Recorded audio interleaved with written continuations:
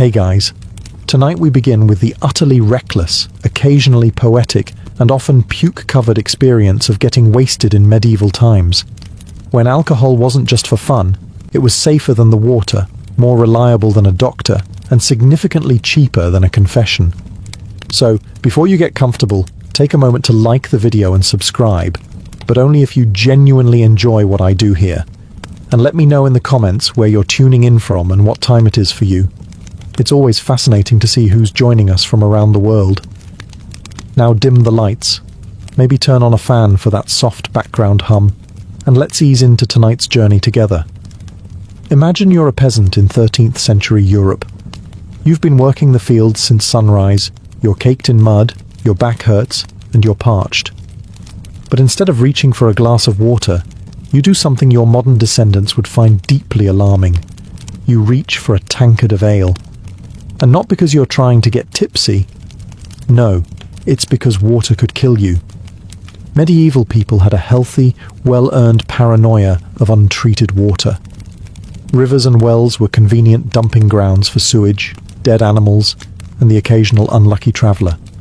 Germ theory didn't exist yet, but people had figured out through trial and very unfortunate error that drinking straight from the stream was a shortcut to spending the night with your face in a ditch, or in a shallow grave. The solution? Small beer, a low alcohol, mildly fermented drink made from grains, barley, and whatever yeast happened to be floating around. It wasn't glamorous, it wasn't strong, but it was safer than the plague-ridden puddle outside. Children drank it, nuns drank it, even monks drank it, though to be fair, they probably had better stuff. The average medieval person consumed about a gallon of ale per day. That's right, a gallon. Not because they were all raging alcoholics, though let's be honest, some were, but because they genuinely didn't trust water. It was also cheaper and easier to produce than wine, especially in Northern Europe. In many places, ale wasn't just a drink, it was a food group, a calorie delivery system in a cup. Liquid bread, if you will, and far less chewable than the mouldy stuff the local miller passed off as food. And no, people weren't staggering around drunk all day.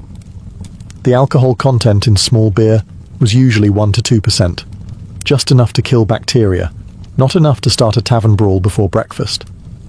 But if you drank too much, especially on an empty stomach, things got wobbly.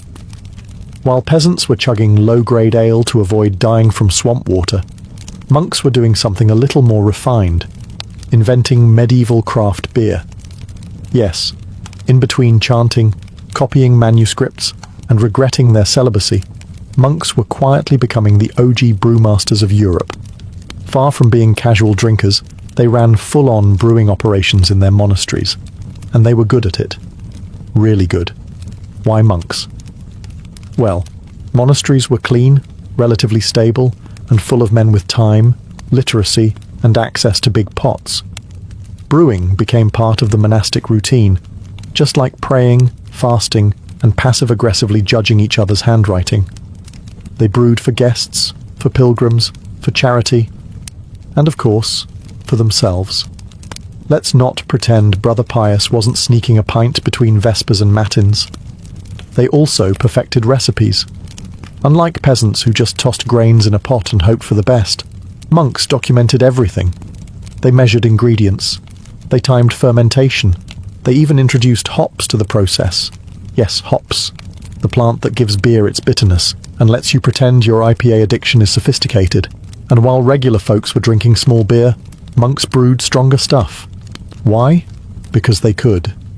Also, because during fasting periods, solid food was banned, but beer wasn't. This brilliant theological loophole gave rise to what monks lovingly called liquid bread. It had calories, it had flavour, it had alcohol. What more does a cloistered man need? Some monasteries got so good at it that their beer became famous across regions. Townspeople would visit the abbey not for spiritual enlightenment, but for the booze. By the 14th century, many monasteries were running what we'd now call microbreweries, except instead of a guy named Chad in a flannel shirt, it was Brother Gregory with a tonsure and impeccable fermentation notes. Monastic beer became a brand. Even today, several beers still carry names tied to old monasteries, proving that holy men really understood the sacred relationship between man and mug. Before Instagram, before Facebook, and long before you could ruin your reputation with a tweet, there were taverns. And in medieval times, taverns were where everything happened. Weddings were planned there. Deals were made there. Fights broke out there. And yes, people got properly, gloriously, biblically drunk there. Taverns were the medieval answer to both the office and the town square. You went there to hear news, gossip about your neighbours, argue about taxes, and occasionally find out if someone had been secretly excommunicated. It was basically a medieval Reddit thread, except with more beer and slightly fewer trolls. Slightly. The interior was simple: a dirt or straw-covered floor, rough wooden benches, an open hearth, and a tavern keeper who may or may not have cleaned the mugs this week. The air was thick with smoke, garlic, and regret. And on busy nights, you might find travelling musicians, dice games, or an impromptu pig auction taking place between rounds. The drink menu? Modest. Usually ale, maybe cider, and if you were lucky or rich, a bit of wine. But no one came for the variety. They came for the chaos. And in a society where most people worked from dawn to dusk in back-breaking conditions, a tavern was more than a drinking hole. It was a pressure valve. It's also where social boundaries blurred, temporarily. In the tavern, peasants could bump shoulders with merchants, clergy might share a bench with the town blacksmith, and occasionally, someone might start speaking Latin after 2 cups, and no one would stop them. Everyone was equal under ale. Until someone knocked over a jug, then all hell broke loose. Of course, not everyone was a fan. Church leaders complained that taverns were dens of sin, and city councils tried regulating them with about as much success as regulating pigeons. But the truth was simple. Taverns were essential. They kept communities together, let steam blow off, and gave people a place to lose arguments, money, and memory, all in one night. In medieval Europe, how drunk you got, and how much dignity you lost in the process, often depended on your social class. Because getting wasted wasn't a one-size-fits-all experience. It came in tiers, like a really unstable wedding cake with a goat sleeping under it. Let's start at the bottom. The peasant. Your average village labourer drank small beer or weak cider throughout the day, not to party, but to stay alive. It was a calorie source, a water substitute, and frankly, one of the few affordable pleasures in a life full of blisters and taxes. Peasants drank from wooden cups, clay jugs, or, if things got really desperate, their hands. Getting wasted wasn't always the goal, but on feast days, you could count on someone waking up in a haystack with no memory and someone else's shoe. Now, slide up the muddy social ladder to the nobility. Here, alcohol was about status. Nobles drank wine, ideally imported, absurdly expensive, and served in a goblet that could double as a helmet. Wine was often sweetened, spiced or perfumed, because nothing says power like drinking something that smells like your grandmother's closet. Feasts in noble courts were liquid marathons, multiple courses, endless refills, and toasts that went on so long you could grow a beard mid-sentence. Getting drunk at court was common, even expected, but it had to be done gracefully. Slurred Latin and wine-stained robes? Forgivable. Throwing up on the bishop's lap? Slightly less so. Then there were the monks and clergy, floating in their own bubble. Technically celibate, occasionally sober. Monasteries brewed beer, but the priests drank wine. For sacramental purposes, of course, which is a polite way of saying they were usually tipsy by vespers. But whether peasant or noble, the one universal rule was, don't waste it. Alcohol was valuable. Every drop came from labour, fermented, stored, and hauled by someone who'd rather be napping. You drank what you had, and you respected it. Or you got in a fight with the baker and ended up in the stocks. Drinking was the medieval equalizer. It dulled misery for the poor, and inflated egos for the rich. Everyone got something out of it, Some got hangovers, some got legends. So, you might be wondering, what exactly did medieval people drink when they wanted to unwind? Or just survive another day of ploughing, plague, or papal taxes? Let's begin with ale, the true backbone of the medieval beverage lineup. It was unfiltered, uncarbonated, and often thick enough to chew. Brewed from barley, oats, or whatever grain hadn't been stolen by rats that week, ale came in multiple strengths: small beer, light, regular ale, buzzworthy, and the kind that made you see angels or start reciting poetry, sometimes both. Next was mead, the drink of choice for those who wanted to feel a bit mythological. Made from fermented honey and water, it was sweet, strong, and popular at feasts, or among people who thought regular beer just wasn't theatrical enough. If Ale was the village plumber, mead was the bard with the lute and questionable eye contact. Then came wine, mostly for the rich, the monks, and anyone living in southern Europe where grapes were more plentiful than morels. But medieval wine was a far cry from your modern Merlot. It was often sour, weak, and routinely mixed with herbs, spices, or even seawater. Yes, seawater. Nothing says I'm classy like sipping a Cabernet that tastes like brine and regret. You also had cider and perry, fermented apple or pear drinks popular in orchard regions. Sweet, fizzy-ish, and dangerously easy to overdrink, especially if you were already 2 tankards deep into your no work today plan. And then, things got weird. Some folks drank braggot, a medieval hybrid of beer and mead, usually strong enough to peel paint. Others enjoyed posset, a bizarre hot mixture of curdled milk and ale. Picture a foamy soup made by someone who's angry at cows. Occasionally, medicinal concoctions came into play, herb-infused wines that promised to cure everything from headaches to demons. Whether they actually cured anything is questionable, but after 3 cups, no one cared. And finally, there was ale mixed with raw egg, for the brave and the soon-to-be nauseous. Did it help with strength? Maybe. Did it smell like something you'd regret? Absolutely. If you think medieval people drank a lot during regular days, you should see them at a feast. These weren't your grandma's polite dinners. They were all-night carnivals of consumption, meat, music, merriment, and massive quantities of booze. And getting drunk wasn't just accepted. It was basically built into the seating arrangement. Feasts happened for any occasion: weddings, holidays, the birth of a royal heir, the return of someone who hadn't died from crusading, or just because the Lord was bored and wanted to show off his new goblet shaped like a falcon. The drinking began early.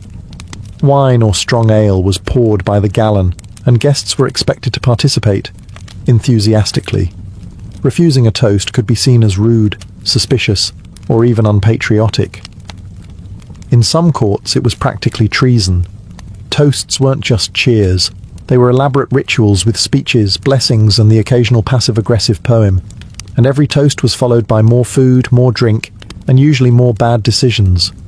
Nobles drank from ornate cups, gold, silver, sometimes carved horn, because even intoxication had to be a performance. Meanwhile, servants scurried around refilling mugs, clearing trenches, aka edible plates made of stale bread, and quietly judging everyone. As the evening dragged on and inhibitions vanished, the party often devolved into a blur of singing, wrestling, and long-winded storytelling no one asked for.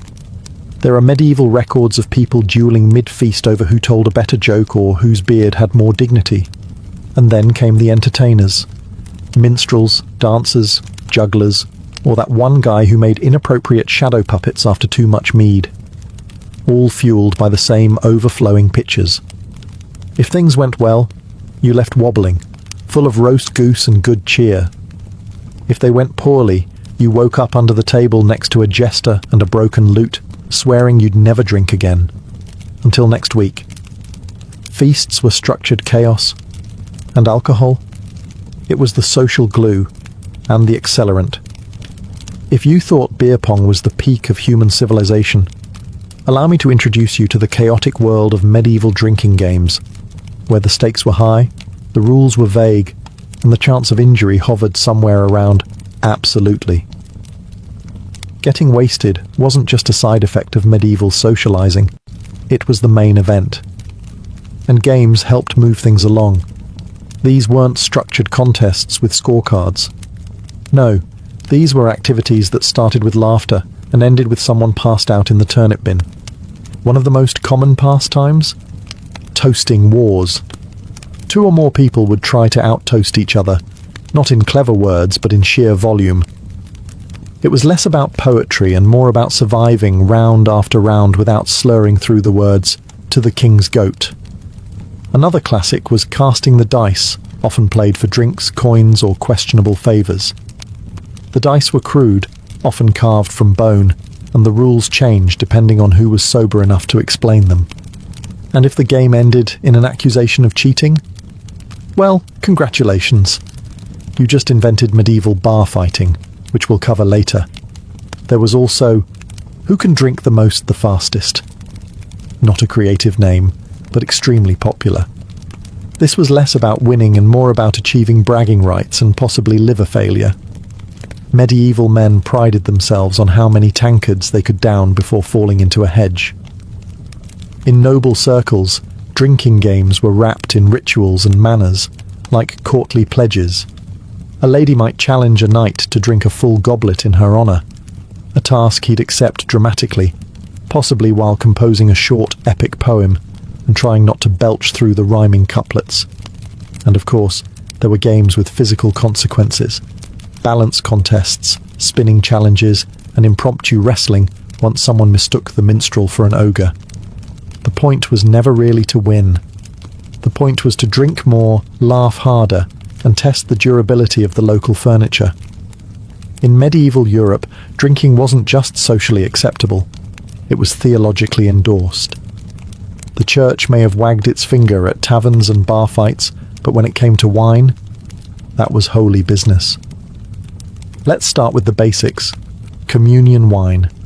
At every mass, the priest would lift the chalice, say a few sacred words, and boom, it was now the literal blood of Christ. And then, he drank it, often several times a week, sometimes daily. Now, it's not like priests were doing keg stands in the cathedral, but the ritual meant a steady, respectable intake of wine, all in the name of salvation. And wine wasn't reserved just for communion. Monasteries produced barrels of the stuff, technically for religious use, but somehow always with enough left over for, let's say, personal reflection. Monks documented their vintages, praised the divine quality of fermentation, and occasionally ended sermons a bit slurred. Then you had saints who were practically the patron protectors of partying. St. Bridget of Ireland once prayed for a lake of beer for the heavenly host. And yes, that's a real quote. St. Arnold of Soissons is said to have saved thousands by urging people to drink beer instead of water during a plague. Science? No. Accidentally correct. Absolutely. Even religious festivals doubled as excuses to drink. Christmas, Easter, Saints' Days, they weren't just for praying. They were for feasting, singing, and warming your soul and bloodstream with ale or mead. Pilgrims often stopped at monasteries where monks offered hospitality in the form of bread, shelter, and just enough wine to make the next leg of the journey spiritually questionable. And if you passed out under the altar table, well, you were just resting in the presence of the Lord. Of course, the church condemned excessive drinking, but like most medieval rules, enforcement was wildly inconsistent. A noble might get a stern sermon, a peasant might get tossed in the stocks. A monk, he'd just get reassigned to less liquid duties. Let's be honest, in a world where beer was safer than water, someone was always bound to overdo it. And while medieval society loved a good feast and a bit of booze-fueled cheer, there was a limit. Once you crossed the line from merrily tipsy to shouting at goats and trying to joust a fence, that's when the town stocks came into play. Yes, the dreaded stocks, medieval society's favourite blend of punishment and public entertainment. These wooden contraptions clamped your ankles, wrists, or neck and left you stuck in the village square, exposed to the elements, hecklers, and occasionally a very disappointed sheep. Getting put in the stocks for public drunkenness wasn't rare. If you were loud, rude, vomited somewhere sacred or strategic, or decided to moon a local bishop, you might find yourself clamped into public humiliation by dawn. The punishment wasn't just physical, it was deeply social. Your friends, neighbors, and that one nosy blacksmith's wife all got to watch you squirm, stew, and sober up slowly in full daylight. Children might throw old vegetables, monks might mutter scripture at you. Someone would definitely say, "Seen that one before." Ironically, you weren't always punished for drinking, only for being bad at it. Nobles could drink themselves into a coma at feasts with no consequences. But if a cobbler tripped into a pig trough after 3 ales? Suddenly, it was a moral crisis. Authorities saw public drunkenness as dangerous, not because of the alcohol itself, but because it made people unpredictable. Slurred speech and stumbling were fine behind closed doors, but out in the streets, that's how revolts start. Or worse, folk songs. Some towns even had ale tasters, whose job was to make sure tavern beer wasn't too strong, or at least not stronger than the mayor's tolerance. Still, being drunk in public was rarely treated as a crime. It was a mild disgrace, a social slap on the wrist. You weren't a criminal, just someone who got a little too medieval on a Wednesday night. And after a few hours in the stocks, you walked away stiff, shamed, and probably planning your next visit to the tavern. Just quieter this time. Hangovers in the Middle Ages were exactly as awful as you'd expect, minus the ibuprofen and minus any sympathy from your neighbours. You wake up on a pile of straw, the church bells are going off like Judgment Day, and there's a goat staring at you because apparently you passed out in its stall. Again. So what did medieval people do for hangovers? Well, for starters, they powered through it. You had chores. You had obligations. You didn't have time to complain about your head splitting open like a rotting melon. You just muttered something about sin and staggered back into the daylight. But some people, bless them, did try actual cures. One popular one? Raw eggs in ale, because nothing says recovery like mixing what wrecked you with what might give you salmonella. Others swore by vinegar, or fennel tea, or infused herbs, which usually tasted like grass and sadness. If you were lucky enough to have access to a doctor, and I use that term loosely, they'd talk about imbalanced humours, and probably bleed you a little. Nothing helps a hangover like blood loss, right? Some just kept drinking. That's not a joke. Hair of the dog wasn't invented yesterday. Medieval folks figured, well, I already feel like death, might as well top it off with a warm mug of redemption. The church, predictably, had a different take. Hangovers weren't just your body punishing you, they were God punishing you. The prescription was repentance, and maybe fasting. Nothing cures a headache like guilt and a dry crust of bread. Honestly, most people probably didn't call it a hangover. They just called it Thursday. But make no mistake, getting wasted in medieval times had consequences. The difference is, you couldn't tweet about it. You just got up, wiped the ale crust off your face, and hoped nobody remembered what you did with that loot. At some point in history, someone invented alcohol, and about 5 minutes later, someone else got punched in the face with a mug. Welcome to the chaotic world of medieval bar fights, where your honour, your drink, and your questionable singing voice could all get you into trouble. Taverns were not quiet places. They were loud, smoky, smelly, and usually packed to the rafters with people who'd spent all day digging trenches, shoeing horses, or arguing with their landlord, and were now 3 ales deep and feeling bold. Arguments started over just about anything: spilled drinks, unpaid debts, dice games gone wrong, who had the better beard, who insulted whose ox, and occasionally because someone thought the other guy looked too French. That was an actual insult in certain towns. Weapons weren't supposed to be brought into taverns, but let's be honest, this rule was as effective as modern no-smoking signs in 1990s bars. Daggers, clubs, even walking sticks could turn into weapons if the argument got heated enough. And if you didn't have a weapon? No problem. Tankards were heavy, and so were wooden stools. tavern brawls ranged from quick shoving matches to full-blown furniture-destroying chaos. Sometimes the tavern keeper stepped in. Sometimes they just watched from a distance, arms crossed, calculating how many tables they'd need to fix in the morning.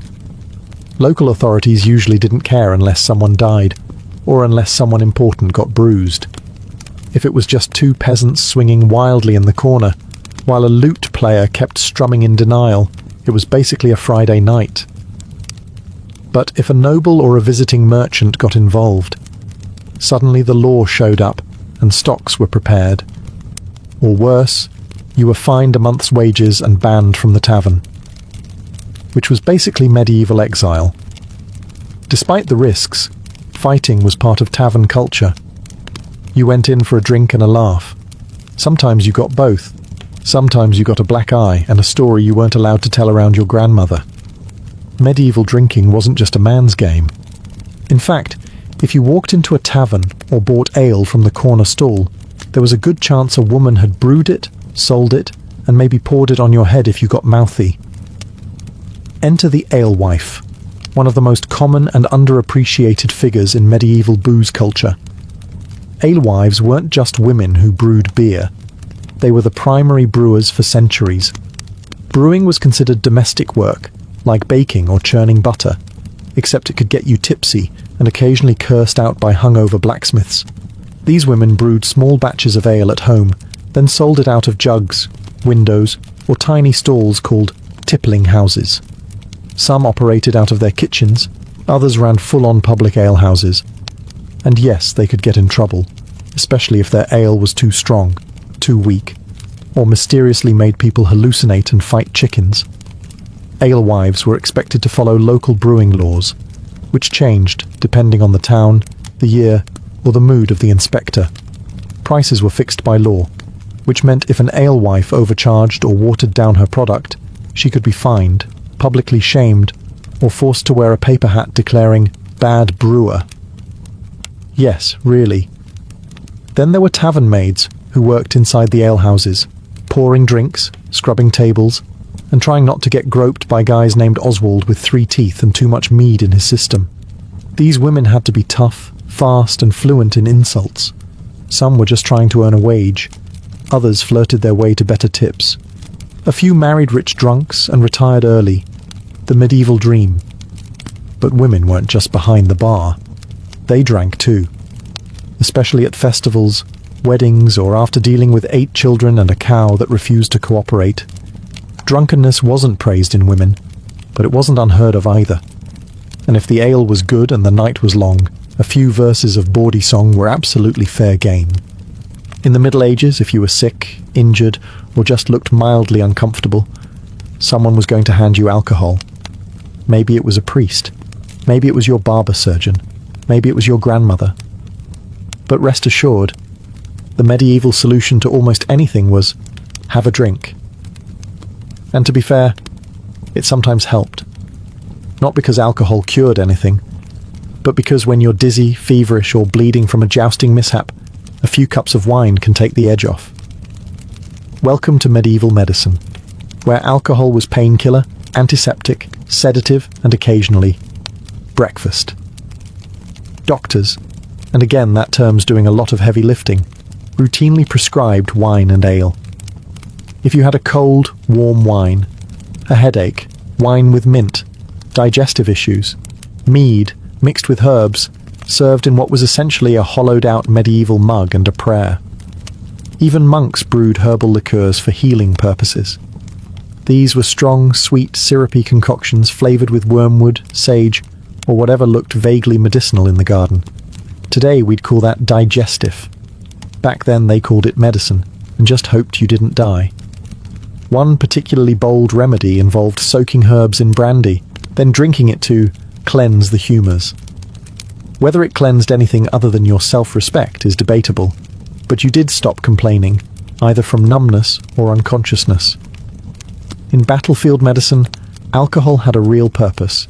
It cleaned wounds. Or more accurately, it stung like hell and distracted you from the guy sawing off your leg with something that used to be a farming tool. Sometimes they gave the patient a strong drink before the amputation. Sometimes they were the patient and just passed around the bottle. But medieval people didn't just use alcohol for injuries. It was prescribed for melancholy, plague symptoms, childbirth recovery, and spiritual despair. If you were breathing, there was probably a bottle involved. Did it work? Occasionally. Did it make things worse? Also occasionally.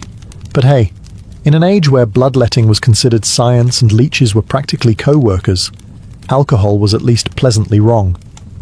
If there's one thing governments have always been good at, it's noticing when people are having fun and figuring out how to tax it.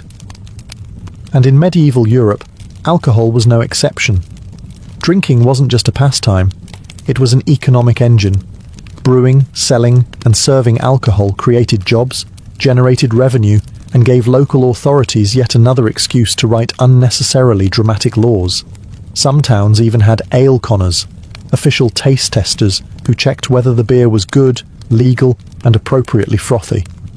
Not a bad gig, assuming you didn't mind gout. Taverns needed licenses to operate, though what counted as a license varied wildly. In some places, it was a stamped document. In others, it was just a verbal agreement with the local bailiff and a sack of onions as collateral. But if you served ale without permission, you could be fined, shamed, or shut down faster than a poorly played lute solo. Prices were also regulated. That's right, price caps on beer. Authorities posted ale prices on wooden boards, and alewives or tavern keepers who charged too much were punished. In theory. In practice, if your ale was strong and your cousin worked at the mayor's office, things got flexible. And then came the taxes. Ale taxes, wine taxes, malt taxes. In some places, there were even drinking vessel taxes. Imagine getting fined for using a cup that was too fancy. Welcome to medieval capitalism. Monasteries and nobles often had tax exemptions, of course, because nothing says divinely inspired like not paying duties on your barrels of mead. Meanwhile, peasants were stuck paying levies on every batch they brewed for family gatherings, even if it tasted like watery sadness. But these regulations didn't stop people from drinking. They just made them more creative. Some taverns operated unofficially, some brewers sold off the record, and others simply bribed the right people and hoped no one checked the ledgers too closely. The result? A booming, slightly illegal, ale-soaked economy built on loopholes, gossip, and the unshakable human desire to have a pint at the end of a long day. In short, medieval booze wasn't just social, it was business, and business was booming. By the end of the medieval period, the way people drank, and what they drank, started to shift. Slowly, subtly, and with far fewer pigs in taverns. One major change came with the rise of stronger alcohol. Distillation, that magical process that turns wine into something that could clean wounds and erase memories, became more refined in the late Middle Ages. This gave birth to early versions of brandy, aquavite, water of life, and other dangerously potent drinks that made beer look like toddler juice. At the same time, international trade expanded. Exotic spices, new brewing techniques, and, eventually, sugar and rum made their way into Europe. With every shipload of imported goods, drinking culture evolved. Mead and ale began to lose ground to wine and spirits, especially among the wealthy, who now wanted to sip imported claret and pretend they were part of the Renaissance. Taverns also got an upgrade. By the 16th century, some evolved into inns and public houses, early versions of the pub. Drinking was no longer just something you did after work. It became a structured part of travel, politics, and even postal delivery. Yes, medieval mailmen drank. Frequently. And then came the Reformation, which poured cold water and guilt on a lot of the party. Reformers like Calvin and Knox were not big fans of public drunkenness. Suddenly drinking became a moral battleground, and taverns were accused of being dens of sin, sloth, and questionable fiddle playing. Governments got stricter, licensing laws multiplied, taxes increased. Public drunkenness was increasingly criminalized, but the desire for a good drink? That never went away. It just adapted. Alewives were pushed out by guilds and male-run breweries. Wine was regulated by state-appointed officials. Spirits became fashionable in court. And slowly but surely, drinking moved from an everyday necessity to more of a social choice. The Middle Ages gave way to modernity, and while we gained better sanitation, cleaner water, and slightly less mead, we also started to forget how deeply entwined alcohol had been with survival, celebration, and social life for centuries. In ancient Babylon, love was not a spontaneous, rosy-cheeked affair. It was war. And like any good war, it required strategy, incantations, and sometimes the assistance of a very grumpy demon. Babylonian love magic didn't shy away from meddling with the supernatural. If you couldn't win someone's affection through charm, you'd write their name on a cursed clay figurine and bury it near their door. Just like that, you had leverage. Who needs roses when you've got necromancy? The Babylonians believed love could be summoned, or subdued, through ritual and invocation. Tablets from Mesopotamian archives describe enchantments where a priest or sorceress would call upon Ishtar, the goddess of love and war, to bend the will of a target. And Ishtar was not the gentle, harp-playing type. She once destroyed an entire mountain range because someone dumped her. So, yes, she knew a thing or two about vengeance and passion. Some spells included hair, nail clippings, or drops of blood, organic tokens to tether the lover's soul to the spellcaster. These were either burned in small fires, dissolved into oils, or wrapped inside fabric pouches. These pouches would be buried beneath thresholds or hidden in beds to heat the heart of the desired person. That heating could sometimes cause obsession or madness. But hey, what's love without a little side effect? And it wasn't all about attraction. Babylonian texts also mention apotropaic spells, designed to drive away unwanted suitors or remove a rival's erotic pull. In one particularly nasty charm, a woman asked the gods to make her rival's breath smell like a corpse, subtle, effective, and guaranteed to ruin any moonlit moment. This mix of erotic desire and divine manipulation created a culture where love was a battlefield layered in ash, honey, blood, and whispers. You didn't just hope someone loved you, you dragged them into a cosmic tug-of-war, using scrolls, dolls, and invisible spirits to tip the scale. Love, in Babylon, was rarely mutual. It was an act of will, and when words failed, spells stepped in, etched in cuneiform, whispered to the stars, and sealed with sacred smoke. Babylonian love wasn't pure, but it was potent. In ancient Greece, love spells were less about hearts and flowers, and more about domination and desperation. The Greeks had a specific name for this magical obsession, eros. But it wasn't the gentle affection you'd write poetry about. It was a frenzied, all-consuming madness, more likely to land someone in a temple begging for mercy than walking hand-in-hand through olive groves. Greek love magic was split into two powerful branches, agoge spells and philia spells. Agoge spells were meant to drag someone, sometimes literally, to the practitioner. Usually used by men, these spells aimed to inflame lust, cause sleeplessness, and even make the victim hallucinate until they surrendered to desire. A typical agoge spell might say something like, "Burn her heart until she comes to me crawling." Yes, crawling. Greeks were not subtle about their intentions. The spells were often written on lead tablets, cheap, durable, and heavy with symbolism, and buried in graveyards or wells, places considered gateways to the underworld. Why?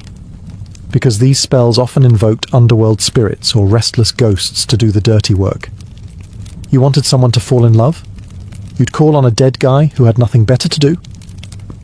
On the other hand, philia spells were more affection management.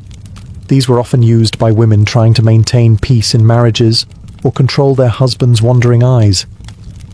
Rather than summon burning passion, philia spells focused on harmony and loyalty. They were sometimes infused into wine or oil, acting like magical tranquilizers hidden in daily rituals. Of course, herbs and potions played their part. Greeks used aphrodisiacs like mandrake root, which looked vaguely human and was believed to scream when uprooted, probably not ideal first date material. Love potions also included honey, myrrh, and even crushed bones, mixed into drinks or rubbed onto clothes. A particularly strong recipe involved menstrual blood, an intimate and powerful ingredient believed to tie a man's soul to his lovers forever. Greek erotic magic wasn't romantic in the modern sense. It was strategic, visceral, and usually aimed at control rather than consent. Eros, the god of love, was often depicted blindfolded and armed with arrows for a reason. Love wasn't just blind, it was dangerous, and the Greeks knew exactly how to weaponize it. When it came to love, the ancient Romans took what the Greeks started and added more wine, more drama, and far more legal loopholes. Roman love spells weren't merely folk traditions whispered by lonely hearts. They were considered tools of influence, status preservation, and, occasionally, straight-up revenge. In a society obsessed with order and honor, controlling another person's desires became a stealthy way of rewriting fate itself. Roman love magic came in many forms, but deficciones, binding spells, were among the most popular. These were usually etched into thin sheets of lead and folded like cursed love letters before being buried in tombs or tossed into rivers. The idea? Entrap the target's mind, body, and spirit by invoking chthonic deities like Pluto or Hecate. The writing was often sharp, commanding, and full of desperate pleas.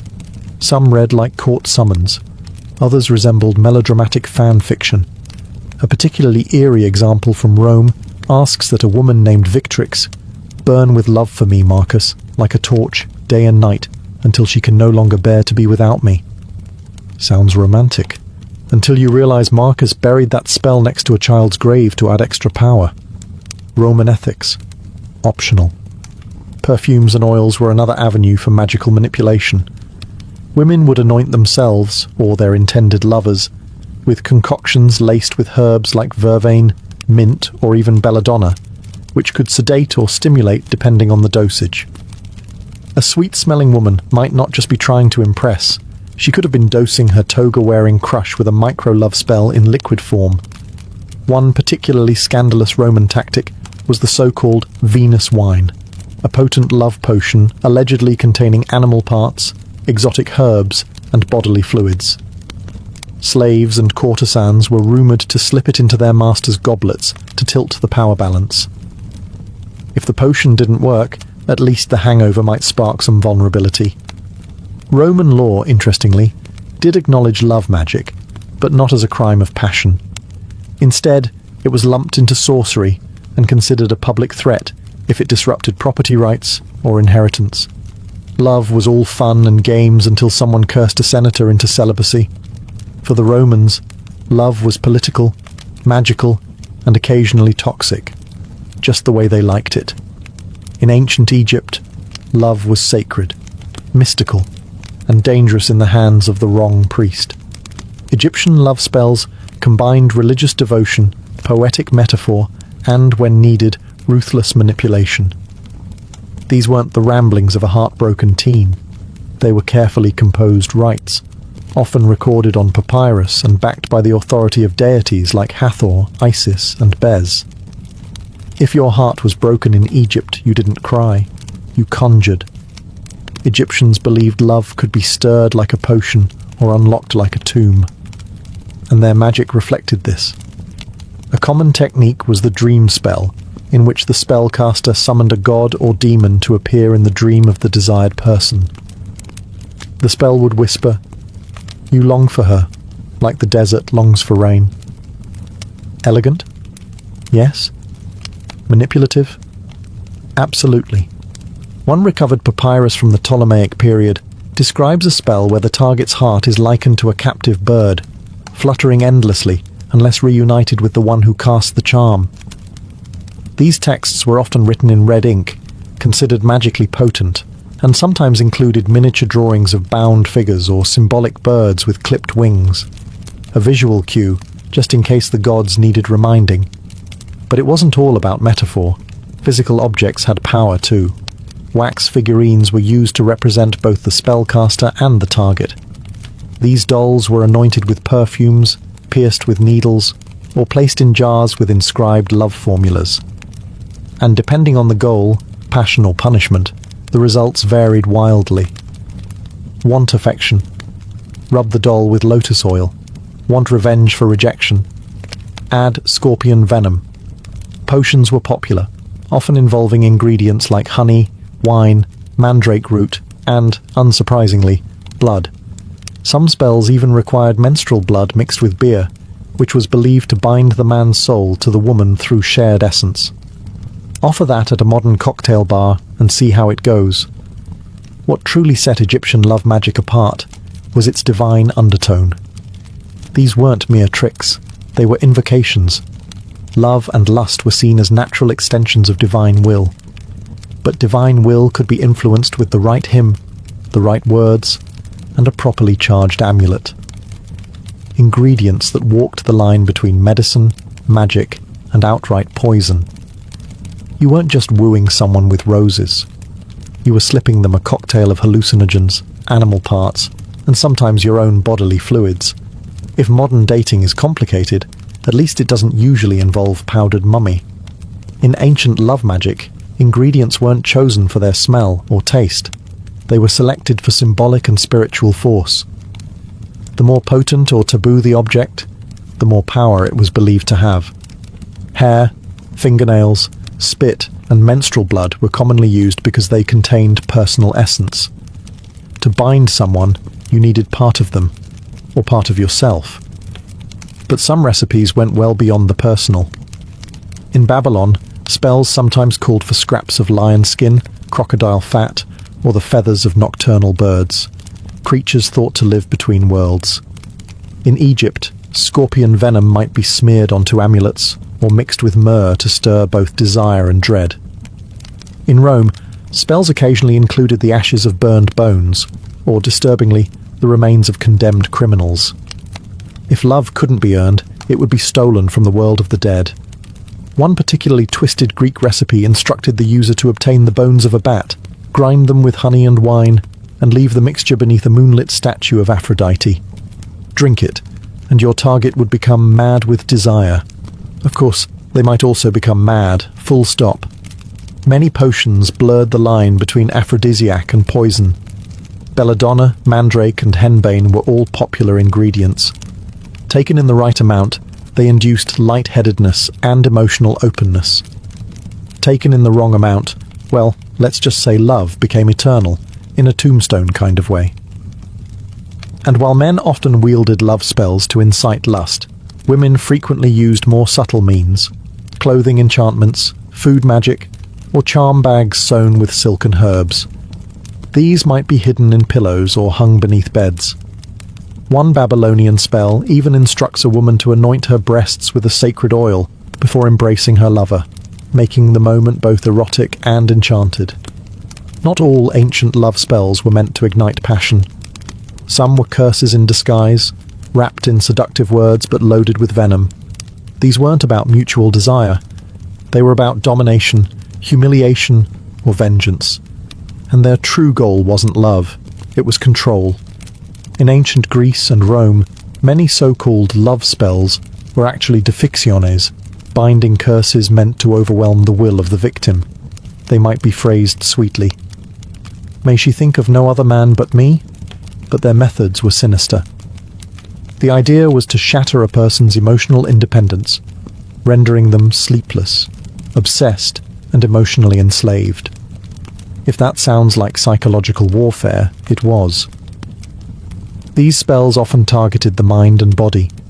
A popular Greek curse would ask deities of the underworld to bind the target's arms, legs, tongue, and even genitals, rendering them helpless unless they came crawling back to the spellcaster.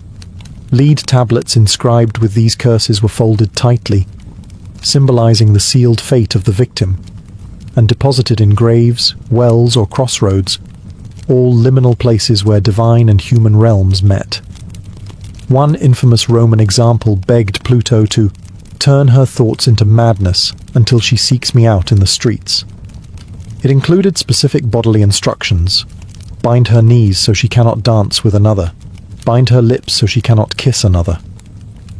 It wasn't romance. It was emotional kidnapping, complete with ghostly accomplices. Sometimes these love curses included a second victim, a rival. In that case, the spell would redirect all of the target's passion to the caster, while simultaneously ruining the rival's chances. One spell from Carthage curses a woman's competitor with hair loss, a rotting voice, and womb sickness. A terrifying way to ensure she wouldn't be anyone's object of affection. Even in Egypt, where love magic often took poetic forms, curses seeped in. Some spells invoked lion-headed deities to tear apart a target's peace of mind until they submitted. Others used figurines of the victim, stabbed, burned, or broken, while reciting verses to bind their heart to the practitioner. Despite the elaborate rituals and eerie curses, ancient love magic wasn't always hidden in temples or carved into cryptic tablets. Much of it lived in the ordinary, woven into the routines of daily life. For many, casting a love spell was as natural as brushing one's hair or pouring wine. Magic wasn't separate from reality. It was embedded in it. In bustling markets from Babylon to Athens, vendors didn't just sell figs and perfumes. They also sold magical charms. Small amulets made from carnelian, hematite, or bronze were carried in tunics or sewn into garments to attract affection or shield against unwanted advances. Some were shaped like phalluses, others like tiny hands or eyes, symbols believed to either charm or ward off lust. A girl might wear one when hoping to catch the attention of a suitor. A wife might tuck one under her mattress to keep her husband loyal. Love magic also slipped into food. Meals were prepared with more than just spice. There was intent. In Rome, women were known to stir aphrodisiacs into sauces, pour honeyed wine laced with herbs, or serve bread kneaded with whispered spells. One Egyptian charm directed the user to breathe into the cooking pot and speak the beloved's name 3 times. Dinner became a slow seduction, each bite a step closer to enchantment. Even cosmetics weren't immune. Ancient Greek women ground special herbs into their eye kohl or lip pigments, believing it would make their gaze irresistible. A spell from the Hellenistic period instructed a woman to recite lines from a hymn to Aphrodite while applying rouge, transforming her daily beautifying routine into a sacred act of attraction. Clothing, too, carried magic. A Babylonian text recommends washing a garment in enchanted water before offering it to a potential lover. In doing so, the shirt itself became a charm. And if that lover wore it? The spell was said to tighten like a net. These everyday spells weren't always grand or theatrical. They were subtle, intimate, performed in kitchens, bedrooms, and bathhouses. To the ancients, love magic wasn't reserved for desperate sorcerers or vengeful aristocrats. It was for everyone. For all their seductive promises, ancient love spells were never guaranteed to work, and when they did, the consequences could be disturbing, even tragic. While many spellcasters imagined a blissful union as the result of their magical efforts, ancient texts and warnings suggest that love magic often unraveled in unexpected and terrifying ways.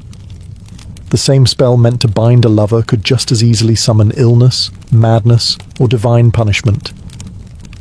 In Greece and Rome, philosophers and priests alike cautioned against meddling with the will of others. Theophrastus mocked those who relied on love potions, portraying them as foolish and desperate. Pliny the Elder flat-out labelled love magic as dangerous superstition, warning that its practitioners were either deluded or criminal. Even in magical papyri, cautionary lines were often included. Do not call upon this spirit unless you are ready to accept what follows. And what followed could be grotesque. One Roman legend tells of a man driven mad by a failed spell. He wandered the streets at night, calling out the name of a woman he no longer recognized. In another tale, a woman who used a potion to secure her husband's fidelity found herself the target of his obsession, as he became violent and paranoid, convinced she was unfaithful despite her original intentions. Some spells even warned that the gods might turn on the user. In Egypt, invoking Hathor or Isis without proper offerings could anger the deity, bringing misfortune instead of romance. One recovered scroll states, "If she is not meant to love you, your heart shall know sorrow tenfold." That's ancient for, don't try to force it. Rivals could also fight back. A targeted woman might hire a counter-magician to unbind her from the original spell or to curse the practitioner in return. These magical feuds could escalate into full-blown hex wars, with spells flying in both directions, sometimes over years. Protective charms, salt circles, and sacred words were all part of the defense. Perhaps most chillingly, love spells often succeeded in creating obsession rather than affection. The victim might feel compelled but confused, physically drawn but emotionally vacant. Love turned into compulsion, a haunting echo of true connection. Though the gods of Babylon have long fallen silent and Roman grave tablets have crumbled, the heartbeat of ancient love magic never truly stopped. It simply adapted.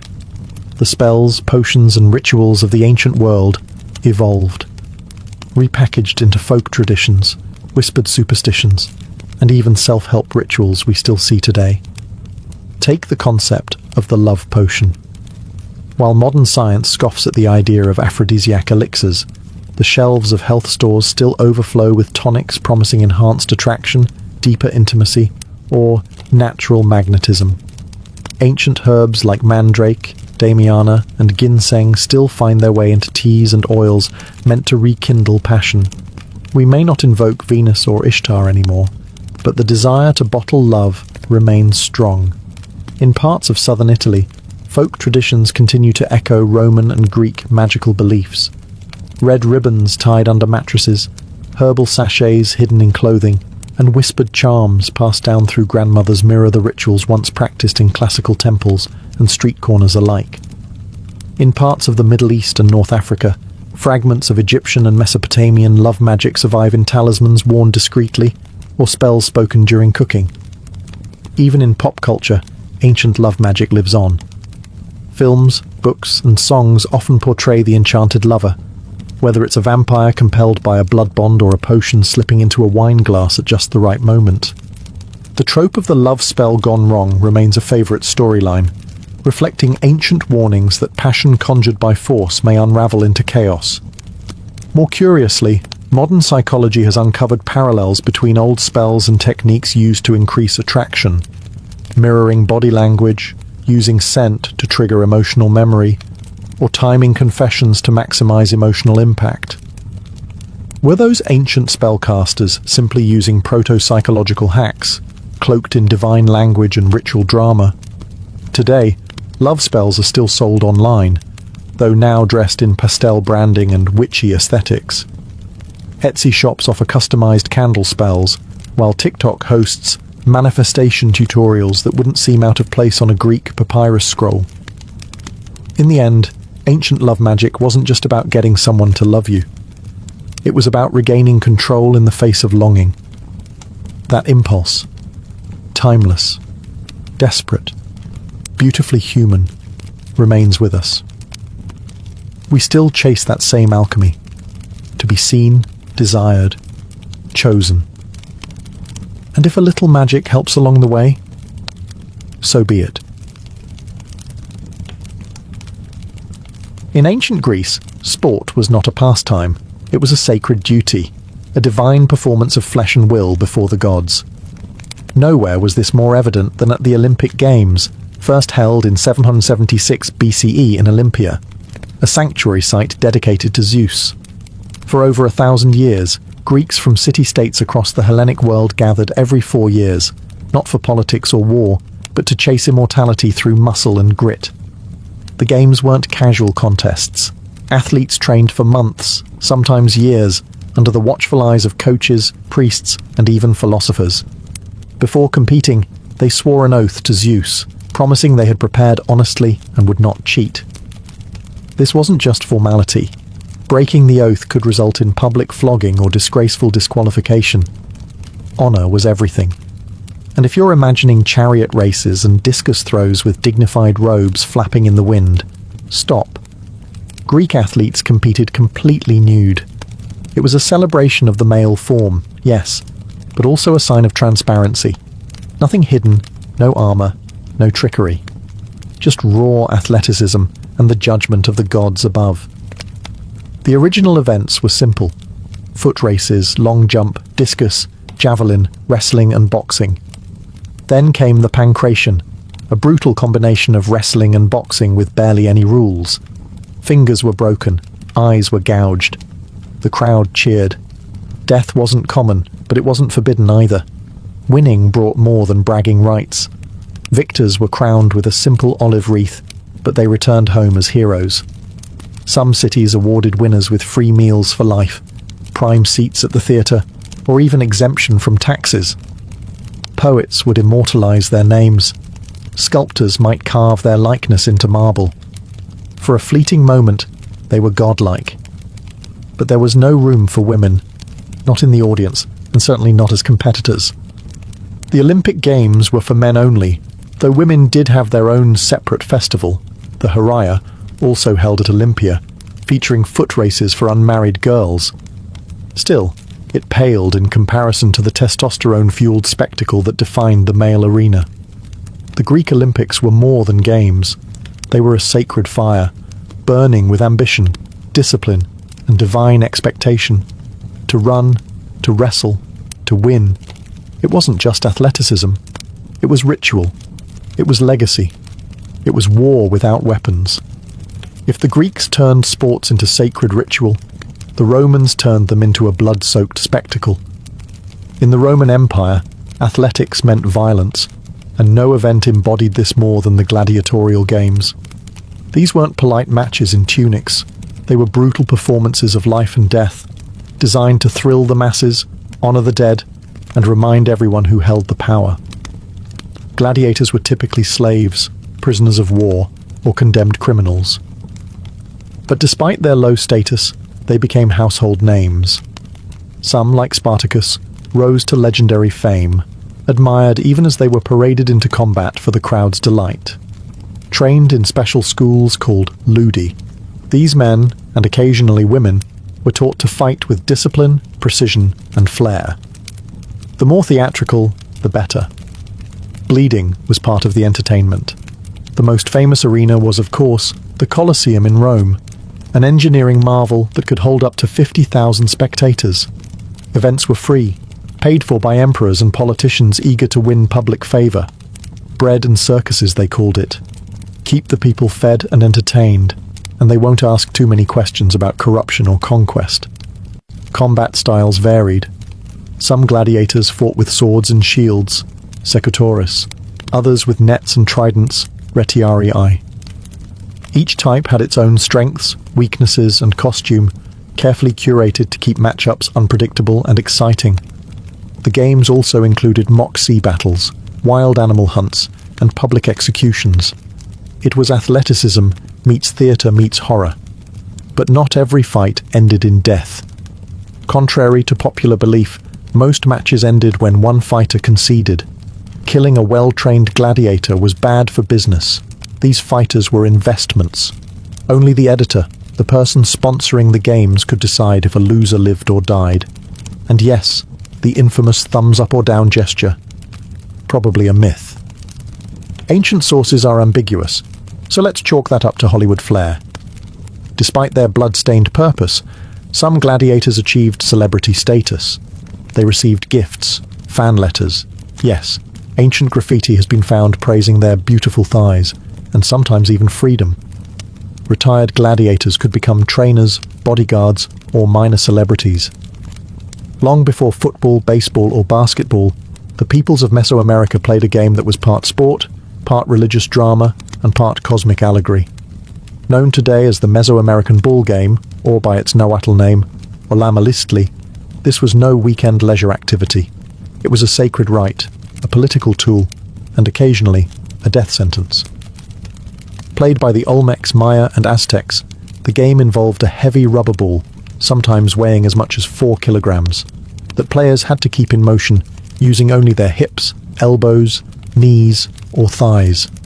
No hands allowed. The goal varied by region and era, but in many cases, it involved hitting the ball through a vertical stone ring mounted high on the court wall. Considering the size of the ball and the limited body parts allowed, scoring a point was nothing short of miraculous. The courts, known as tlachtli or pok-to-pok arenas, were shaped like a capital I, with sloping sides and often surrounded by carvings depicting gods, warriors, and scenes of sacrifice. These weren't your average playgrounds. They were stages where the divine and human collided. And it wasn't just about winning or losing. The ball game was deeply symbolic. It represented the eternal battle between life and death, day and night, the gods and the underworld. In some versions of the myth, the game was reenacting the journey of the hero twins from the Maya Popol Vuh, who descended into the underworld and played against death itself. The most controversial element: ritual sacrifice. Contrary to popular myth, not all games ended in death, but many important matches, especially those tied to religious festivals, did. The sacrificed weren't always the losers either.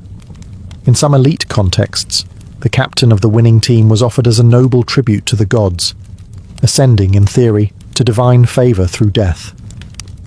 Others argue it was the losers who paid the price, a public display of cosmic justice. What's undeniable is the cultural weight of the game. It wasn't mere entertainment. It was theology in motion. The thud of the rubber ball echoed through temple plazas, a heartbeat of belief, identity, and power. When it came to physical activity, the ancient Egyptians blended leisure, ritual, and preparation for the afterlife.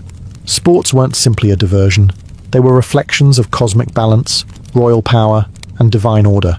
While they lacked massive public arenas like the Greeks or Romans, Egyptian society still nurtured athleticism with a spiritual undercurrent that made every movement meaningful. Wrestling was perhaps the most visually documented of all ancient Egyptian sports. Tomb paintings dating back over 4,000 years show pairs of young men locked in grapples, executing complex throws and holds that wouldn't look out of place in modern judo. These weren't staged performances. They were serious training exercises that emphasized discipline, coordination, and balance. Wrestling was often used to train soldiers and elite guards, but it also had ritual significance, symbolizing the eternal struggle between order, Mahat, and chaos. Archery was another vital sport, especially for the pharaohs. Depictions of rulers firing arrows from chariots, sometimes while the vehicle was in motion, were not just records of skill, but political propaganda. A strong pharaoh was a divinely approved one, and mastery of the bow was proof of divine favor and martial readiness. During festivals, kings would sometimes demonstrate their prowess by shooting arrows through copper rings, surrounded by cheering priests and nobles. Rowing competitions also held a place in ancient Egyptian life, especially along the Nile. Crews of young men competed in ceremonial regattas, their synchronized strokes reflecting discipline and unity. These weren't just for sport. They honored the gods and recreated mythical journeys, like the solar bark of Ra crossing the heavens. For the everyday Egyptian, sports included tug-of-war, leapfrog-like jumping games, and rhythmic dancing, activities both joyful and communal. Children practiced balancing and acrobatics, while laborers stayed physically fit through their daily work. Athletic games during festivals often served as community bonding and religious observance, blending sweat with spirituality. Interestingly, Egyptian women participated more than in many ancient cultures. Wall paintings show female dancers and gymnasts performing at banquets and ceremonies, often in celebration of fertility and divine femininity. While not competitive in the modern sense, these performances were athletic, graceful, and held symbolic weight. In ancient China, sports weren't just about physical prowess. They were tightly woven into the fabric of Confucian values, military training, imperial politics, and the pursuit of harmony between mind and body. From battlefield simulations to courtly pastimes, Athletic activities served both the elite and commoners, often reflecting deeper philosophical ideals. Archery held a particularly exalted place. In Confucian tradition, the nobleman was expected to master the bow, not only as a warrior, but as a gentleman. Competitions were formalized and deeply ritualistic. During the Zhou dynasty, archery contests were held in ceremonial halls, where etiquette mattered as much as accuracy. Participants bowed, recited prescribed phrases, and shot not to kill, but to demonstrate inner virtue and discipline. Hitting the target was seen as a metaphor for hitting moral perfection. But not all sports in ancient China were so serene. Enter Jiju, Chinese polo.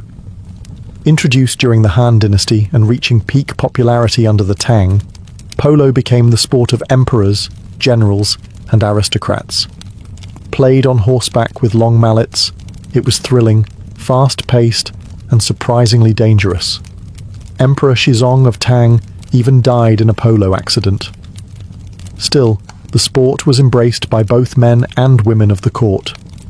Noble women in silk robes could be seen galloping alongside their male counterparts, striking balls with astonishing agility. In an age of rigid gender roles, polo briefly leveled the playing field. Military sports also flourished. Kuju, an early form of soccer, was originally developed to keep soldiers agile and coordinated. Players kicked a leather ball through a net or hole in a wall using precise footwork. Over time, Kuju became a popular civilian game as well, eventually gaining recognition as the earliest documented form of football. Martial arts, too, found expression through sport. Wushu and early forms of kung fu weren't just combat techniques, they were disciplines that cultivated the spirit as much as the body. Sparring matches and strength tests were common in military academies and public demonstrations, often staged during festivals. Even games like chess and go, Weiqi, were viewed as mental sports, testing strategy, foresight, and emotional control. The ideal sportsman wasn't merely strong, he was balanced, restrained, and morally upright. In the ancient Near East, spanning Mesopotamia, Assyria, Persia, and beyond, sports were rarely just games. Athleticism was often a reflection of power, divine favor, and military preparedness. Physical feats weren't celebrated in isolation. They were part of public ritual, royal image building, and the cultural machinery of empire. In Mesopotamia, the earliest known urban civilizations developed a range of physical activities, though they didn't formalize sport quite like the Greeks. Wrestling, for example, features prominently in Sumerian art and literature. The Epic of Gilgamesh describes the hero wrestling the wild man Enkidu in a contest so fierce that it shakes the very foundations of the city, only for the two to end up as lifelong companions. Wrestling wasn't just for sport, it symbolized raw strength, dominance, and respect among equals. Kings were expected to be physically formidable. Assyrian and Babylonian rulers often commissioned reliefs showing themselves hunting lions or engaging in military drills. These weren't staged for mere vanity. They were political statements. Killing a lion by hand wasn't just a show of courage. It declared that the king could tame chaos and uphold order. That lion hunt? It was state-sponsored propaganda in muscular form. The Persians under the Achaemenid Empire developed one of the earliest formalized military training programs that blended athletics with ethics. Young boys were taught to ride a horse, draw a bow, and speak the truth. A triad that fused sport, warfare, and moral education. Archery and horse riding were both vital, not just for battle readiness, but as symbols of elite status. Public displays of strength also played a role in temple rituals.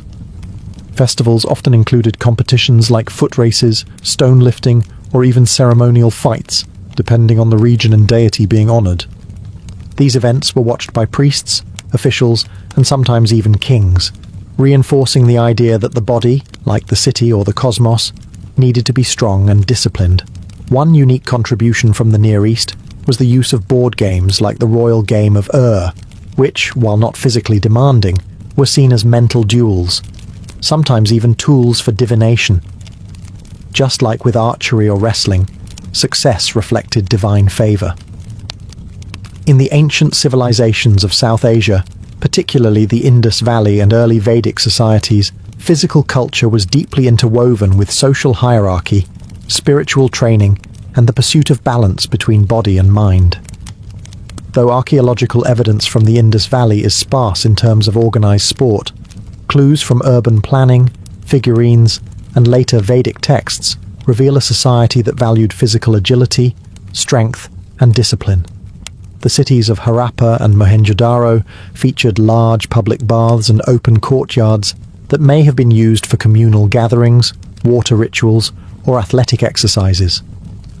Terracotta figurines show people in dynamic poses, wrestlers, dancers, and acrobats, suggesting that movement and performance were essential parts of daily life. Though no Olympic-style events are documented, the environment hints at a culture where the body was trained not just for survival, but for aesthetic and ritual purposes. As society transitioned into the Vedic period, the emphasis on physical prowess became more codified, particularly through Dhanurveda, the ancient science of warfare. Young warriors were trained in archery, swordsmanship, chariot driving, and hand-to-hand combat. Competitions often accompanied royal festivals, where princes showcased their martial skill to assert dominance and attract political alliances. Wrestling, Malayuddha, emerged as one of the most revered sports in ancient India. More than just brute force, it was a spiritual practice. Wrestlers followed strict dietary and moral codes, lived disciplined lives, and often trained in temples. The Akhara, a traditional wrestling school, functioned like a monastery, emphasizing mental purity as much as physical strength. The practice survives today in modified forms, still deeply respected. Ball games and dice games also appear in Sanskrit texts. Krida, the Sanskrit word for sport, encompassed everything from racing animals to playing strategy games. In the Mahabharata, even divine heroes like Krishna and Arjuna are shown participating in sports, often using their skills as metaphors for cosmic struggle. Yoga, too, originated during this period, not as a gentle stretching routine, but as a rigorous system of physical and mental discipline aimed at achieving spiritual liberation. Athleticism here was not for glory, but transcendence. Though often overlooked in historical accounts, women in the ancient world did participate in sports, though usually under strict limitations and in gender-specific arenas. When women trained, competed, or performed physical feats, it was often tied to fertility, grace, or ritual purity, rather than public spectacle or competition. Yet across cultures, we find surprising evidence of female athleticism, sometimes celebrated, sometimes suppressed, but never absent. In ancient Greece, women were banned from the Olympic Games, not just from competing, but even from watching. However, they had their own festival, the Heraia, held in Olympia in honor of the goddess Hera. Young, unmarried girls raced barefoot in tunics shorter than the norm, their hair loose in contrast to married women's veils. Though there was no javelin or pancration, victory was still rewarded with olive crowns and commemorated with statues. In Sparta, women enjoyed far more athletic freedom. Spartan girls trained publicly in running, wrestling, and throwing, often competing in front of male audiences.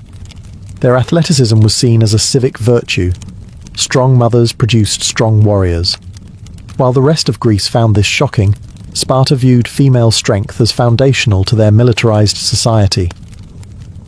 In Egypt, tomb paintings and reliefs show women dancing, leaping, and performing gymnastic feats, particularly in festivals and religious ceremonies. These performances, though not competitive, were demanding and athletic.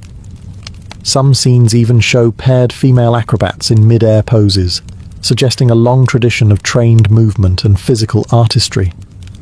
Ancient Rome offers more complex examples. While elite Roman women rarely engaged in public sport, lower-class women and slaves occasionally performed in arenas as gladiatrices, female gladiators. Though rare, inscriptions confirm their existence. More commonly, women participated in ball games, swimming, and equestrian training within private villas. In China, Tang Dynasty records show noblewomen playing polo, one of the only major sports that allowed women and men to compete side by side. Dressed in flowing robes, they galloped through imperial courts, striking balls with precision. These scenes shocked later Confucian historians, but they demonstrate a brief window where elite women wielded athletic agency. Though the crowds have vanished and the dust of ancient stadiums has long settled, the spirit of ancient sports still pulses through the modern world. From Olympic gold medals to football stadium chants, today's athletic culture owes more than just inspiration to the ancient world. It inherits its structure, its spectacle, and even its soul. The Olympic Games themselves are a direct resurrection. Revived in 1896, the modern Olympics were consciously modelled on their Greek ancestors, complete with ceremonial oaths, laurel motifs, and even the flame, a symbol once sacred to Hestia. The values may have shifted from divine favour to international cooperation, but the essential goal remains: to celebrate the physical limits of the human body. Roman influence echoes in our love for stadium sports. Massive arenas, structured leagues, and the theatricality of modern games, from entrance music to over-the-top commentary, mirror the gladiatorial shows of the Colosseum.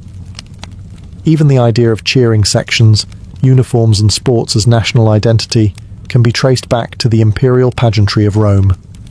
Mesoamerican traditions resonate in the ways we tie sports to ritual and symbolism.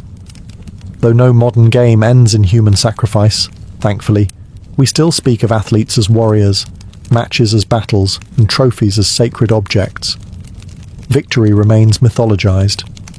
From China's elegant archery contests to the militaristic discipline of Persian training, the idea of sport as moral education has endured.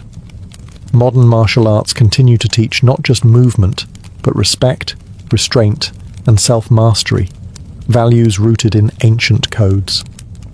Even forgotten games like Cuju and Krida have seen renewed interest as historians and enthusiasts seek to rediscover the diverse origins of modern athletics.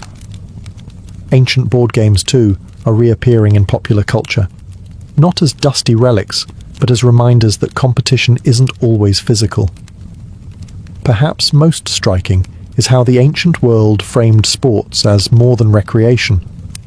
They were political tools, religious expressions, and acts of identity. Today, when athletes kneel, speak out, or represent entire nations, we're seeing the same tradition unfold: sport as narrative, as power, as legacy. In short, the ancient world didn't just invent games, it invented the idea that through sport, humanity could aspire to greatness. Not just strength or speed, but honour, meaning, and the eternal pursuit of something just beyond our reach. Paris, the city of light, romance, revolution, and art. But few tourists realise that beneath the elegant boulevards and iconic monuments lies another city, far darker and infinitely more silent. A shadow Paris, stitched together by tunnels, carved into limestone and lined wall to wall with bones. This is the Catacombs, a 200-mile underworld filled with the remains of over 6 million people. The descent into the catacombs begins innocently enough.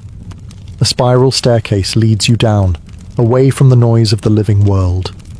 The air grows colder, the light dims, and then you're there, in the ossuary, a space where walls are literally made of human bones, stacked with disturbing precision. Skulls are arranged in rows like trophies, femurs cross-hatched in decorative patterns. Some tunnels even form shapes: hearts, crosses, columns. It's morbidly artistic and disturbingly calm. This macabre labyrinth was never built with tourists in mind. In fact, the catacombs began as limestone quarries, dug as early as the Roman era. Paris grew by using the very bones of its earth. Limestone for buildings, cathedrals, bridges. But by the 1700s, those empty quarry tunnels would take on a new role, because the living were running out of room for the dead. By the mid-18th century, Paris faced a dire crisis. Its cemeteries, particularly the infamous Saints' Innocents, were so overcrowded that corpses were literally spilling into nearby buildings. The stench, overpowering, disease, inevitable. Something had to be done. In 1786, officials began exhuming millions of corpses from overflowing graveyards and relocating them into the abandoned quarries. Workers moved cartloads of bones under cover of night, a grim procession lit by torchlight. The bones were dumped at first, then rearranged later into the haunting formations we see today. It wasn't just sanitation, it was spectacle. The result is a vast necropolis beneath a modern metropolis, a place where time stands still, where bones of plague victims, revolutionaries, and medieval monks rest side by side. The catacombs don't just preserve the dead, they hold the memory of a city that has always teetered between beauty and decay. So while Paris above sparkles with elegance, below it sleeps, silent, dark, and watching. By the mid-1700s, Paris was running out of space, not for the living, but for the dead. Cemeteries had become overburdened to the point of collapse, quite literally. The most infamous offender, the Cimetière des Innocents, located in the centre of the city. It had been in use for nearly 1,000 years and had accumulated centuries of corpses, layer upon layer, in shared graves, often stacked 6 or 7 deep. As the population grew, so did the problem. By the 18th century, the Innocents and other cemeteries had become bubbling pits of decay. The smell was inescapable, seeping into homes, churches, and markets. Residents near Saints Innocents complained of unbearable stench and frequent sickness. Meat spoiled faster. Water tasted strange. In some accounts, walls of nearby basements began to crack and leak human remains. It wasn't just grotesque, it was dangerous.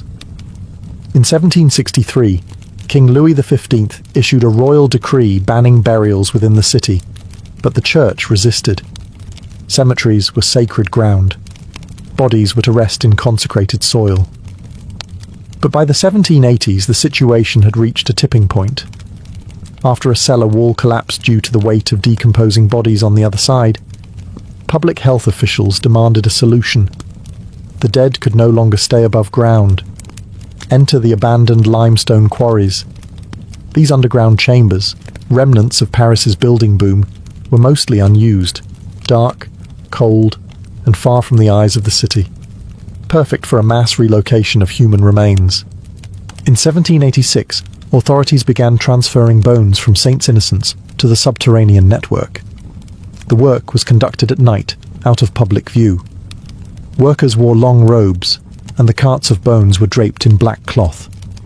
Priests accompanied the processions, chanting the rites of the dead. It was equal parts grim and reverent. The transfer of bodies continued for decades. Other cemeteries were emptied too, Saint-Étienne-de-Grès, Madeleine, and Montmartre among them. As more bones filled the tunnels, officials began arranging them into patterns, both to save space and to provide a sombre sense of order. This crisis, born of too many dead and too little land, created one of the world's most chilling monuments.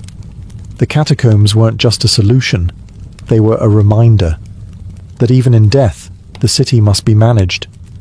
Step into the ossuary section of the catacombs of Paris, and it becomes instantly clear. This is no random bone dump. This is architecture. A cold, meticulous symmetry crafted not from stone or brick, but from human remains. Skulls line the walls in neat rows, framed by femurs and tibias. Some sections form patterns, hearts, crosses, arches. Every structure is built not just to store bones, but to transform them into a kind of subterranean art. This transformation didn't happen by accident. It was the work of Louis-Étienne Héricard de Thury, the inspector of quarries during the early 19th century. While earlier transfers had simply involved piling bones in heaps, Héricard had a different vision. He believed the catacombs could serve as a moral and aesthetic monument, both a solution to overcrowded cemeteries and a reflection on the transience of life. Under his direction, the ossuary was cleaned, organized, and arranged into the haunting gallery we see today. The bones themselves, taken from millions of bodies, were anonymous. There are no names, no tombstones, just bone upon bone, arranged like library shelves of the dead. The only identifiers are plaques, small stone markers denoting which cemetery the remains came from, and the year they were transferred. In some sections, poetic inscriptions appear. One reads, "Stop. This is the empire of death." Structural stability was a concern too. The bones weren't just decoration. They were used to reinforce the existing tunnels. In some places, bones are packed behind retaining walls, hidden from view but essential for holding up the narrow corridors. Engineers had to be careful. They were working beneath the very city of Paris, and a collapse would mean more than just ruined tunnels. It could take whole neighborhoods with it. Lighting was sparse in the early days, just flickering oil lamps or torches that made the shadows dance across eye sockets and rib cages. Today, electric lights make the scenes less ominous, but no less surreal. This wasn't simply an ossuary, it was an engineered underworld, a blend of functionality, respect, and macabre display, a space designed to humble the living and give silent voice to the countless dead. Here, every wall is a reminder. Architecture can be beautiful and terrifying. Walk a few steps deeper into the catacombs of Paris, and the faces blur, because there are none. 6 million bodies reduced to identical bones, no names, no epitaphs, just rows upon rows of anonymous skulls, silently watching. But behind this eerie uniformity lies a haunting question. Who are they? The answer is everyone. The catacombs hold the remains of ordinary Parisians who lived and died over centuries. Bakers, servants, priests, midwives, soldiers, children. People who once crowded the city's cramped neighborhoods, who walked its muddy streets and worshipped in its cathedrals. When their graves overflowed and cemeteries began to rot, they were moved here, becoming part of this great subterranean ossuary. Some of the bones belong to victims of plagues, especially the Black Death and later cholera outbreaks. Disease killed in such numbers that cemeteries became mass graves. Others died in famines, fires, or childbirth. Some had been buried for centuries and were mostly skeletal when exhumed. Others had barely decomposed. The process of relocating them was unpleasant, grim, and unsentimental. A solution, not a ceremony. But not all the dead were commoners. The bones of French nobles, clergy, and revolutionaries also found their way here, especially as political upheaval swept the city. During the French Revolution, when guillotines turned public squares into rivers of blood, victims were often dumped in mass graves and later moved underground. Some claim the remains of key revolutionaries, like Danton, Robespierre, or Camille Desmoulins, were relocated to the catacombs, but no official records confirm their exact placement. Down here, titles and ranks disappear. There's also the curious case of the Val de Grace quarry section, believed to hold the bones of monks and nuns. These religious communities, once buried in convent gardens, were eventually displaced like everyone else when Paris needed more room for the dead. And then there are the children, smaller bones scattered among the stacks, no markers, no dates, just silent testimony to lives cut short. By design, the catacombs erase identity. In death, all are equal: peasant, poet, plague victim, or patriot. The anonymity is overwhelming. 6 million souls reduced to geometry. And yet, in their silence, they speak of the sheer weight of history, of the cost of city life, and of a society that once stood shoulder to shoulder, and now lies skull to skull. While tourists shuffle through the official section of the catacombs, roughly a mile of sanitized, well-lit corridors, beneath their feet lies a forbidden world. A shadow network of uncharted tunnels, locked doors, and centuries-old pathways, crawling with graffiti, hidden chambers, and the occasional underground rave. Welcome to the domain of the cataphiles.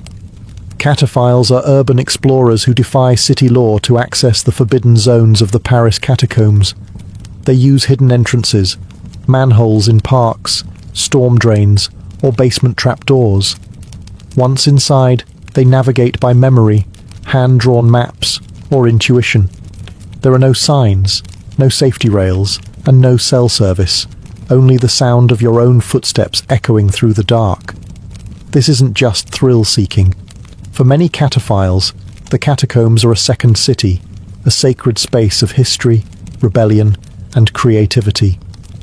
Over decades, they've carved out rooms in the tunnels, makeshift libraries, art galleries, and even cinemas. Some host clandestine parties deep underground, generators, speakers, and candlelight illuminating a dance floor built over stacked bones. The cataphile community is tight-knit and fiercely protective. Entry is often by invitation only. Newcomers, called tourists, are often tested for respect and survival skills. The golden rule?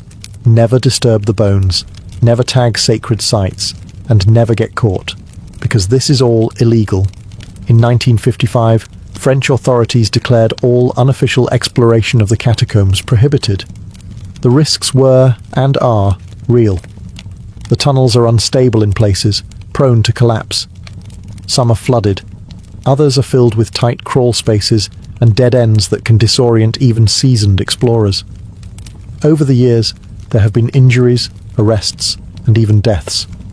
In one notorious case, a man went missing for days and was found delirious in a remote section, guided out only by search dogs.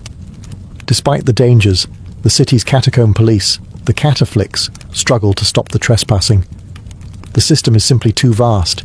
Every time a known entrance is sealed, a new one is found. The cataphiles return. They always return. For them, the catacombs are more than bones. They are freedom, mystery, a place where Paris breathes differently, where time dissolves, and where the living walk alongside the dead, not in fear, but in reverence. Wander deep enough into the Paris catacombs, and the silence gives way. Not to voices, but to symbols. Messages scratched into limestone. Cryptic arrows, names, faces. Cryptic poetry in fading paint. This is the language of the tunnels. A tapestry of graffiti, signs, and secret codes left by generations of cataphiles, workers, soldiers, and the dead. Some of the oldest markings come from quarrymen, centuries before the catacombs became a burial site. These early miners carved dates, initials, and directional arrows into the walls to track where they'd been. Many engraved their names with pride, like time-stamped signatures in the earth. Others marked exits, stone quality, or left sketches, simple images of pickaxes, candles, even ships. These weren't just idle doodles, they were survival tools in a lightless maze. Once the catacombs became an ossuary, a new language emerged. Carved plaques from the 18th and 19th centuries that label which cemetery the bones came from. Some include haunting epigrams. Where is death?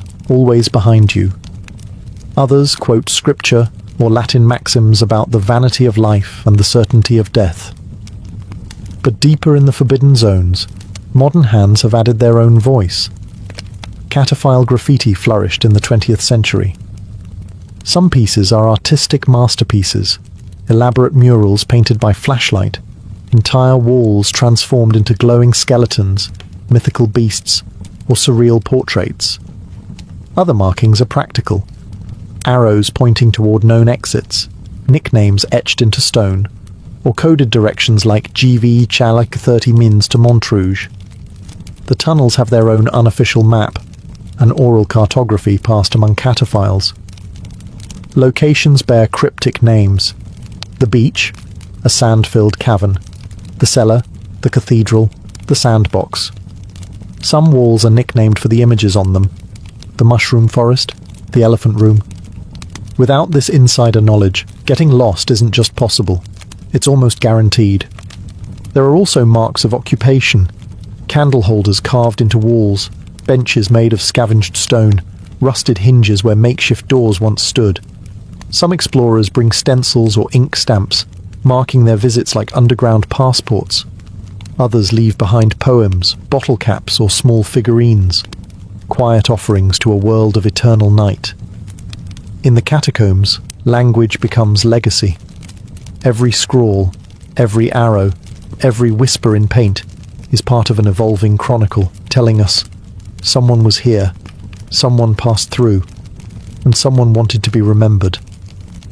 During times of war, the Paris catacombs were more than a macabre curiosity. They became a battlefield in the shadows.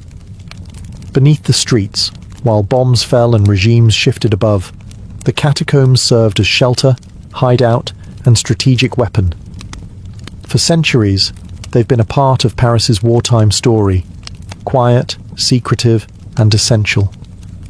During the French Revolution, bones were still being transferred underground, but the tunnels were already becoming more than storage. As the guillotine claimed heads by day, the catacombs absorbed the mounting remains by night. Rumours swirled that revolutionaries used the tunnels to move undetected across the city, plotting in the dark. These passages weren't just for the dead, they were tactical. In World War II, the catacombs entered a new chapter of intrigue. When Nazi Germany occupied Paris in 1940, the Wehrmacht and the SS mapped sections of the catacombs for military use.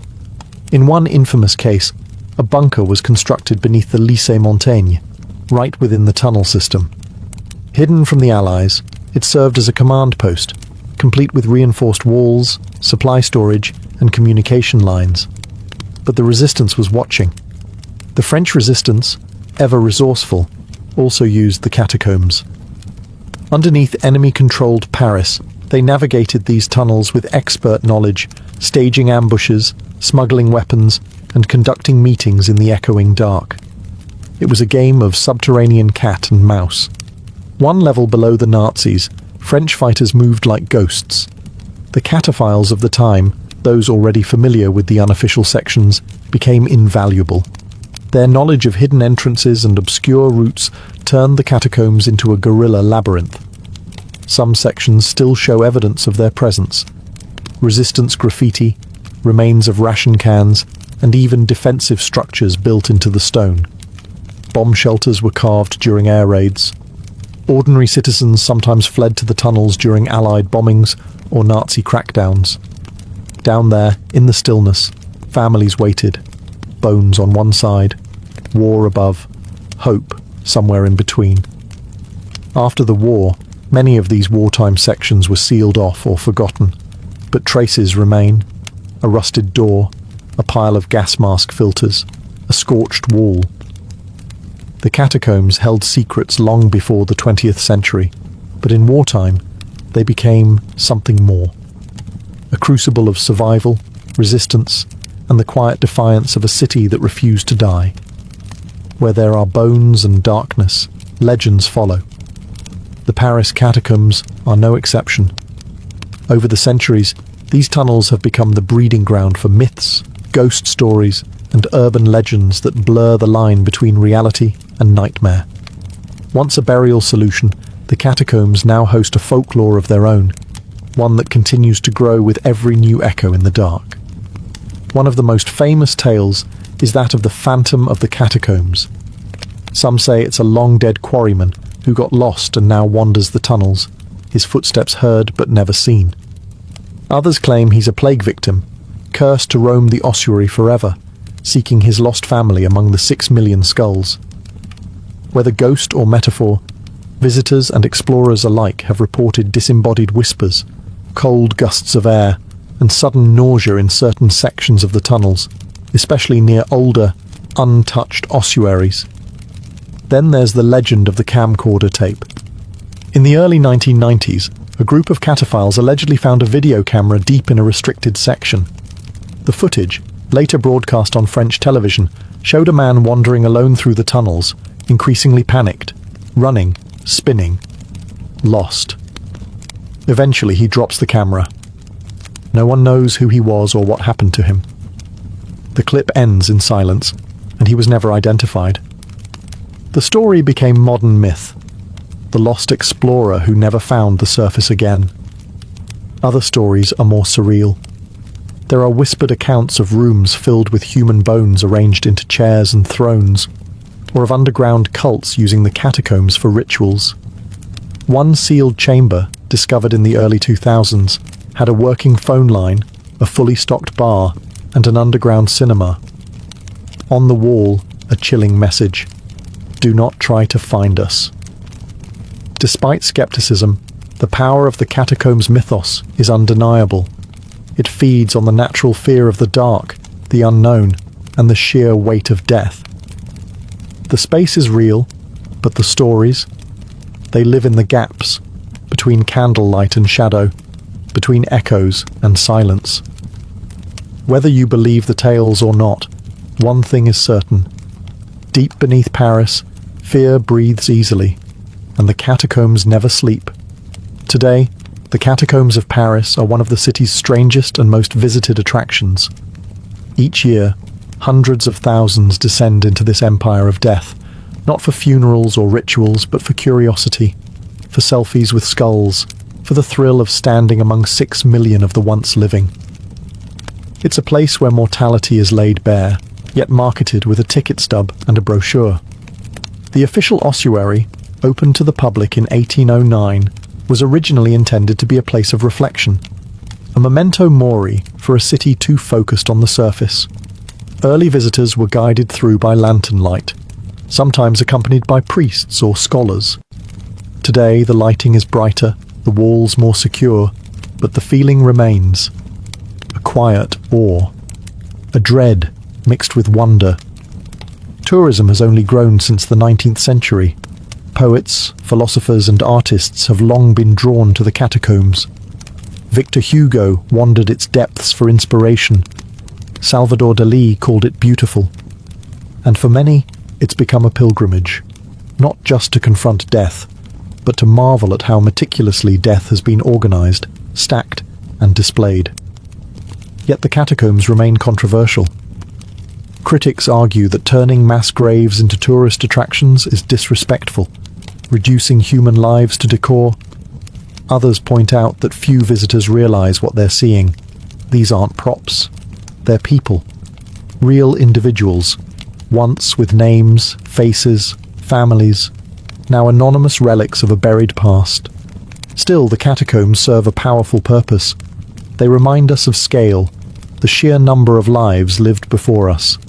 They are, quite literally, the foundation of Paris, the dead supporting the living. Bones that once carried bread, books, or revolution now hold up the city's myths and sidewalks. But strangely, the moment you climb the staircase and return to the surface, Paris feels different. Louder, brighter, more alive. Because in the end, the catacombs don't glorify death. They sharpen our sense of life, its fragility, its brevity, and its beauty. Beneath Paris lies its deepest truth. Everything we build on bones. And someday, perhaps the city will add ours to the archive.